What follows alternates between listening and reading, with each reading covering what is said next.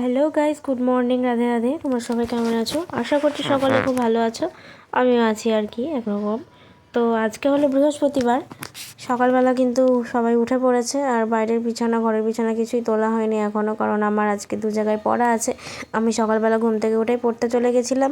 তো টিউশন থেকে আসার পরে যে আমি এখন বিছানা টিছানা তুলে ঘর বারান্দা সব পরিষ্কার করে নিচ্ছিলাম, কারণ এগুলো তো আমার কাজ।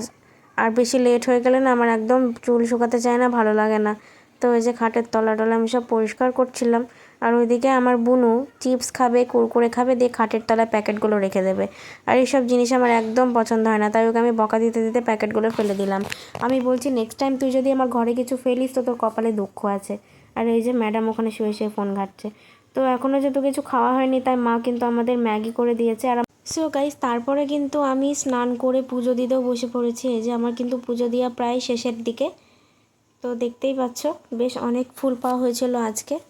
আর কি রান্না হয়েছে দেখে নাও। রান্না হয়েছে চিকেন, পটল ভাজা, বেগুন ভাজা, ভাত। তো 3 দিন সমানে চিকেন খাচ্ছি। আমার কিন্তু অতটা চিকেন খেতে ভালো লাগছে না। আর আমার চিকেন খেতে খুব একটা বেশি ভালোও লাগে না, 2-3 পিস, তার বেশি আমি খেতে পারি না। তো সব খাবারই যেটাই হোক না কেন। সো গাইজ, কেমন লাগলো আজকের ভিডিও অবশ্যই জানিও। তো হ্যাঁ, যা বলছিলাম, খাওয়া ভালো, কিন্তু অতিরিক্ত কিন্তু কোনো কিছু খাওয়া ভালো না, সেরকম তো শরীরে খারাপ করে, মানে শরীর খারাপ করে। তো দুপুরবেলা তো ঘুমাচ্ছিলাম, আর আজকে দুটো পড়া ছিল একসাথে।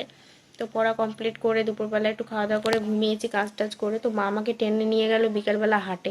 আর একটা টপ নিয়েছিলাম, সেই টপটা আমার গায়ে বড় হয়েছে, তো সেটা চেঞ্জ করেছি। অন্য একটা টপ নিয়ে এসেছি, সেগুলো তোমাদের নেক্সট ভিডিওতে শেয়ার করব। তো চলো, এখন আমি পড়তে বসবো। সবার সাথে দেখা হচ্ছে আগামীকাল।